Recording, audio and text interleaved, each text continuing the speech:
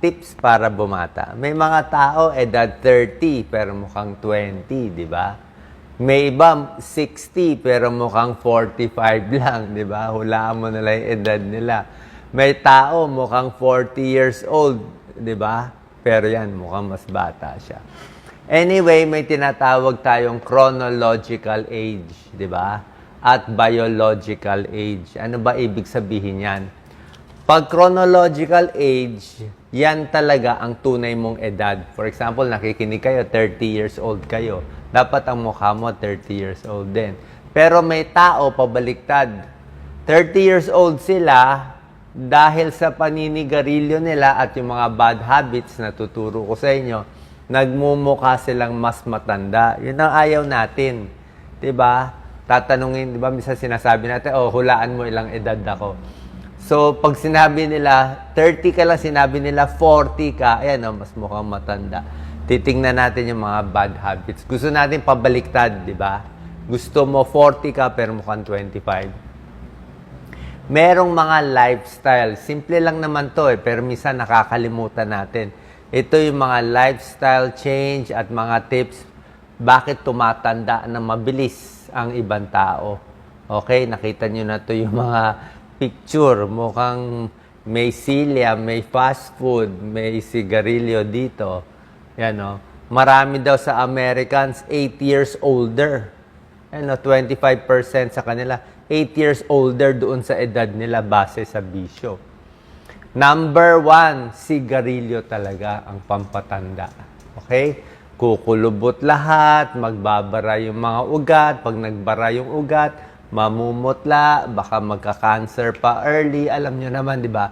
Uubuhin na maaga. Pati alak, limit na rin.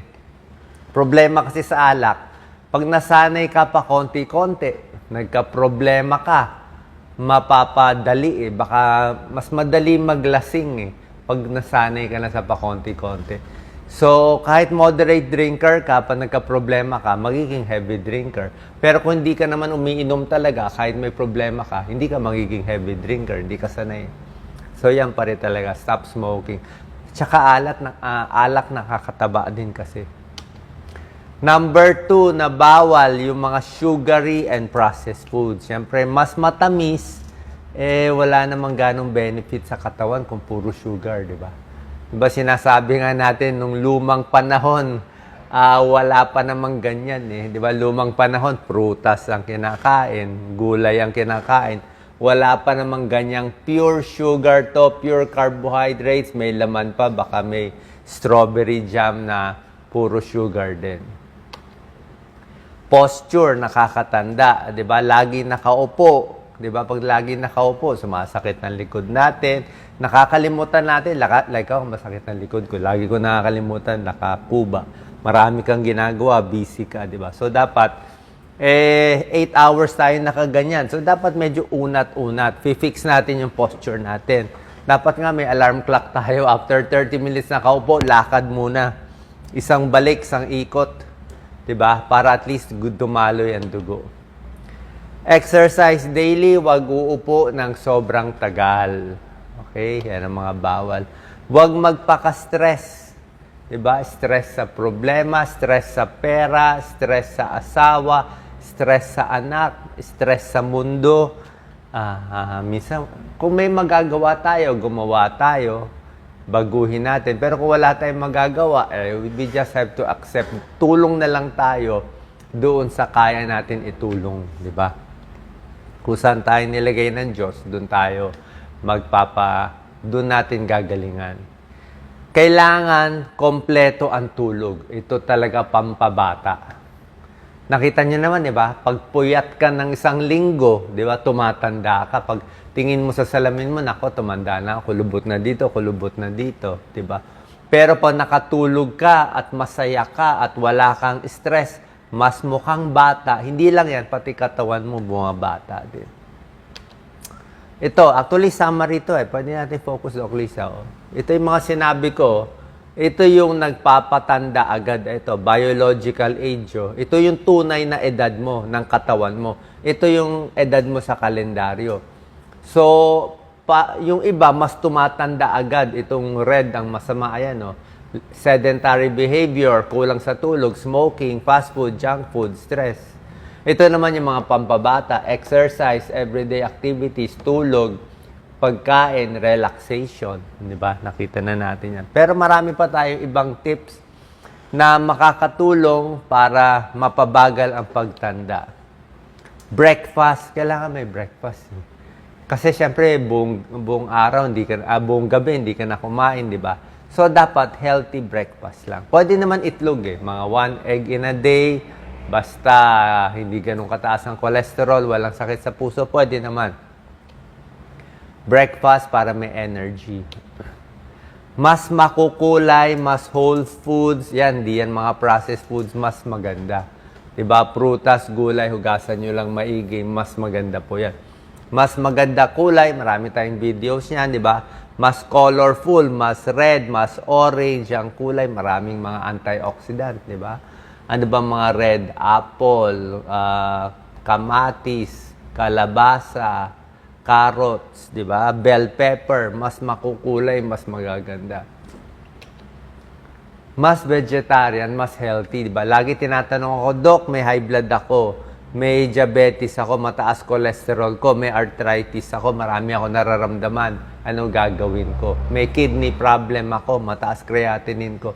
More gulay ang sagot pa rin. May prostate problem ako, more gulay pa rin ang sagot. Prostate, ayaw mo beef ayaw mo karne. Di ba? Sa kidney problem, ayaw mo rin sobra protein, di ba? Mataas ang creatinine, hindi rin pwede maraming protein. So, mas maganda vegetable protein. Yung mga tokwa, tofu, at yung mga gulay, may protein din yan. Anti-aging diet. Tinuro ko na to, di ba? Yung mga garlic, yung mga spices natin, luyang dilaw, turmeric, ayan, sibuyas, di ba? Siyempre, niluluto din. Pero itong mga spices, very healthy. Garlic, di ba? Pampababa ng blood pressure konti, cholesterol mapapababa, may antibacterial properties pa ang garlic. Stretching. Actually, stretching nakakabata. Ako, hindi pa nga ako nag-i-stretch.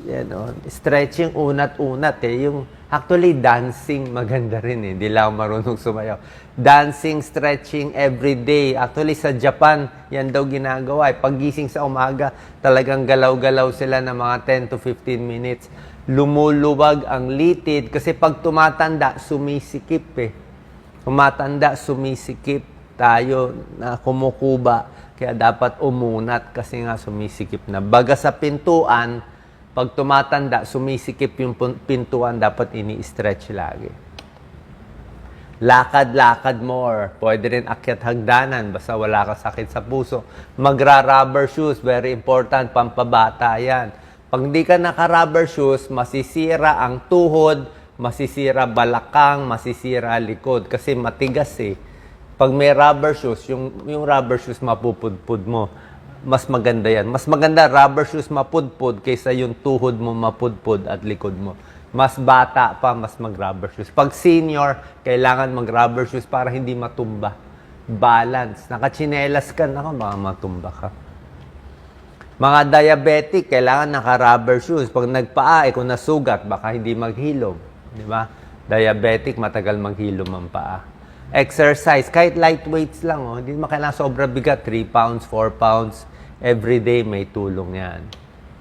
Tubig, pampabuhay talaga yan. 8 to 12 glasses of water. Ang daming sakit matutulungan. Diba? Para lang gumana yung utak, may headache, tubig ang gamot.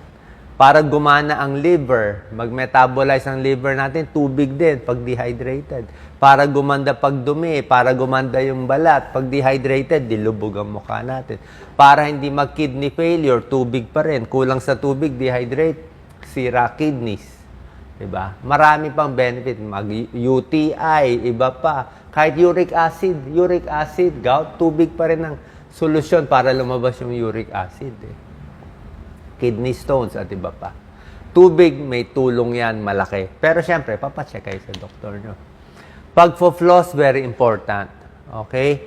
Ayan dental floss. Hindi pwede hindi, at least once a day. Alam ko, sabihin nyo, mahal. Pero kulang kasi ang toothbrush and toothpaste. Tongue cleaner kailangan din. Kasi may pag-aaral, pag namamaga ang gums, kasi pag maraming tinga, maraming dumi, magdudugo yan eh. Pag nagdugo yan, yung bakterya sa bibig pupunta sa dugo. Pag pumunta yung bakterya sa bibig, sa dugo, baka kumalat sa puso. Pag kumalat sa puso, masisira. Baka kumalat sa dugo. So, may pag-aaral, yung laging maraming sira ang ipin, mas napapaikli ang buhay ng 3 years. Nababawasan ng 3 taon sa buhay. So, dapat magpapadentista para maayos kung mayroong mga dumi, tapos magde-dental floss daily din, bukod sa toothbrush. Siyempre, relaxation, napakaganda. Kung nasa probinsya, pwede to fresh air. Kung wala tayong fresh air, di doon tayo sa loob ng mall, mas maganda. Kasi kung talagang mausok, polluted, traffic, hindi ka pwede sa labas. Mas masisira baga natin sa labas, di ba? Pwede lang tong fresh air kung siguro linggo o nasa probinsya tayo. Relax, pamper yourself physically, mentally, di ba? Tinuturo ko sa inyo, physical. Pero yung mental stress, nakakatanda. Malaking bagay. Laging galit, laging mainit ulo, laging depressed. Ano?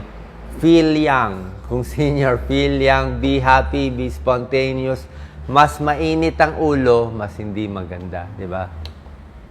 Kailangan masaya sa pamilya, walang kaaway. Kung lagi ka may kaaway na basher, 'di ba? Away kayo ng away, di nakakunot ka na.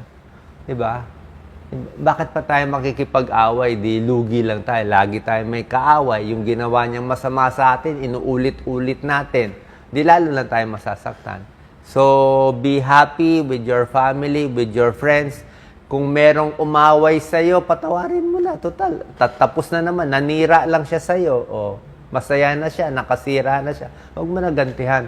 Pag ginantihan mo, mag-escalate, di ba? Nagbato siya, binato mo ulit, magbabato siya. Palaki ng palaki yung bato nyo. Mamaya magsusuntukan na kayo, di ba? Umabot pa sa sakitan. Choose positive and happy friends. Yan. Mas maganda yung mga mababait, ang mga kasama mo. Actually, may pag-aaral yan eh. Kung same group daw, mas maganda.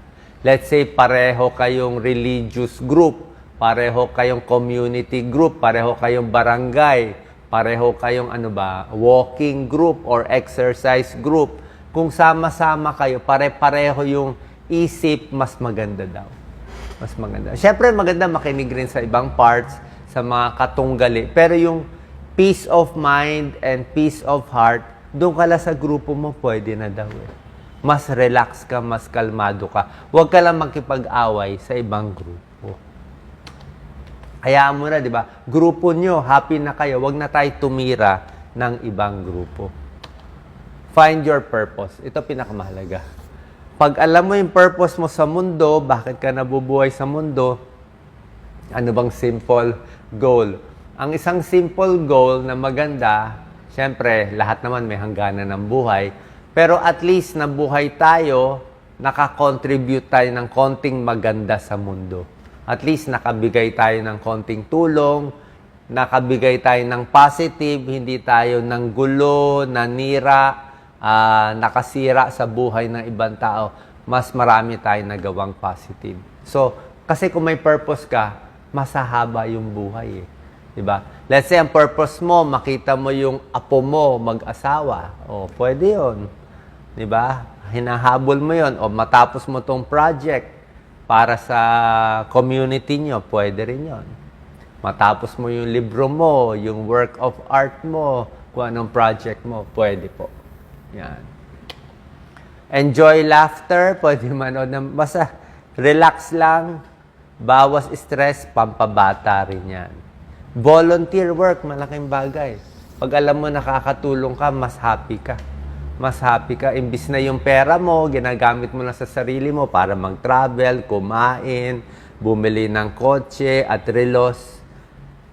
Hindi naman nakakahaba ng buhay yun pagbili ng bahay at kotse. Kala nyo lang pampahaba ng buhay, pero tignan nyo yung super yaman. Hindi rin sila happy. Yung mga nagvo-volunteer, sila ang mas masaya. Peace in the family. Kasi pagkaaway mo tatay mo, nanay mo, kaaway mo kapatid mo, kaaway mo anak mo, walang katahimikan eh. Di ba? Walang peace. Better pa peace sa kaibigan at peace sa pagtulog. Siyempre, pagdarasal, depende na po sa paniniwala ninyo. Hindi ko na i-impose kung ano man ang paniniwala. Siyempre, may iba-ibang religion po tayo. Okay? Find a good doctor. Siyempre, importante. Pag tumatanda na, may nararamdaman. Yung akin ay general tips lang. Hanapin nyo kung ano yung babagay na doktor. Pag sakit sa puso, di sa cardiologist. Sakit sa kidney, di sa nephrologist. Diabetes, sa endocrinologist. May mga pag-aaral, ayan ito yung mga exercise is good, sigarilyo, iwasan. Tapos yung maintenance medicine, syempre, malaking tulong pampahaba ng buhay. Dati nga, tingnan nyo, by history, 200 years ago, gaano kahaba buhay ng tao? 50 years old lang. 45 to 50 years old, namamatay na sila before. Ngayon, umabot na ng 70, 80, 90. Bakit? Dahil sa gamot. Mainly dahil sa gamot yan. Oo. Ito talaga, napag-aralan gamot sa high blood. Kung walang gamot sa high blood, di lahat na stroke na maaga. May aspirin para sa heart attack. Para lang sa heart attack, huwag iinumin agad ng kung sino-sino. Metformin para sa diabetes, maganda metformin. Huwag maniwala sa fake news. Paulit-ulit po. Wala po ako ina-endorse kahit anong bagay. Maganda ang metformin. Marami lang talagang fake news na lumalabas sa lahat ng larangan, di ba? Sa entertainment, puro fake news. Sa politika, puro fake news. Ngayon, pati health, pini-fake news nila. Meron kasi talagang taong ganun. I-pray natin yung kaluluwa nila at kinokorek ko lagi na wala akong ina-endorse, ito yung mga magagandang gamot. Kaya nga lagi ko sinasabi, punta kayo sa doktor nyo, sundin nyo yung doktor nyo, dagdag tips lang ako. So, maintenance medicine as needed.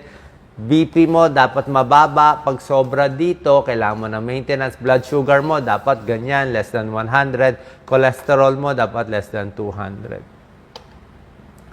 Final slide, how to stay young. Ayan lang, tulog, exercise, skincare, moisturizer, fresh mind, low stress, balanced diet, maraming tubig, no bad habits. Tsaka yung mga healthy foods na sinasabi natin. Sana po nakatulong tong video natin. God bless.